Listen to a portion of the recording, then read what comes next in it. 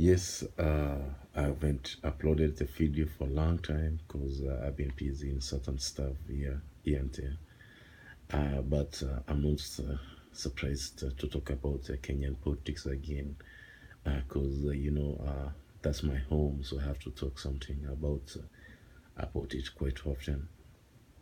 About the issues we are seeing in the field now. It's like the president of the Republic of Kenya is trying to leave a legacy behind him because you can't be a president more than two terms in Kenya according to the constitution. So we have seen for the past few weeks the president has been coming out very clear that his spirit is to fight corruption in any manner. That people who loot public resources through using the tender system, people using their power that they have been given, all authority, they are looting the public resources into their own benefits. So the president has come out clear. He has said that he has gone a step ahead to fight corruption, including his family members if they are included in the corruption scandal. Well, we have seen a lot of rifts in the ruling party, Jubilee. We have seen leaders from Rift Valley accusing the steps that are being taken. They are saying that their prominent person from Rift Valley, William Ruto, who is also the vice president of the Republic of Kenya, is also a targeted man because he wants to take power by the year 2022. Which of us we know very sure that 2022 is very far. We are not supposed to talk about politics for 2022 because we just finished August election that was held last year. So I don't think why we should come and start talking about politics yet.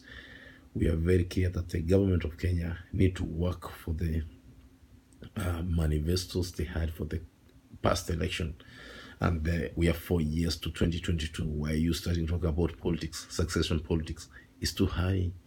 But you know very well that the man who is behind succession politics is none than a person who has a lot of cases in court of corruption, has been accused of crimes against humanity. You know very well. This guy is very, very, very eloquent when it comes to speaking.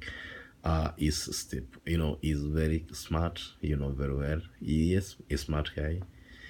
But you know very well that in Kenya, people vote on elections according to their triple ranks. That is true, and it depends on how much money you give people. That's how it depends how much vote you gain. It's not on developmental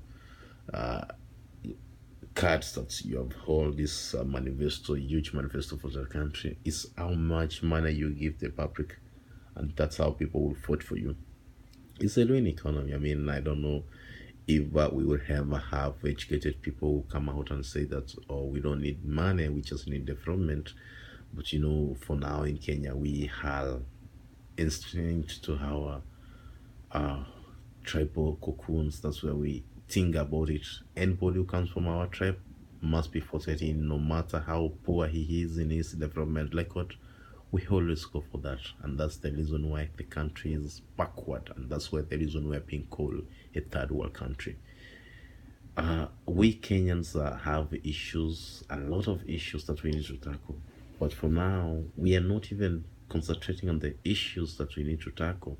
All we are concentrating is about succession politics in 2022.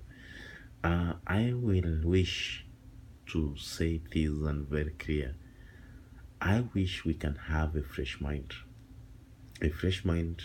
that is not collapsed, a fresh mind that has not been in the political scene, seen as the outsider. We need somebody who can come from outside and save the country. We don't need Odinga, we don't need Ruto, we don't need all these guys who have been in power. We need somebody fresh, fresh person to come and help the country move ahead, fight corruption in all ways. That's what I have for now. I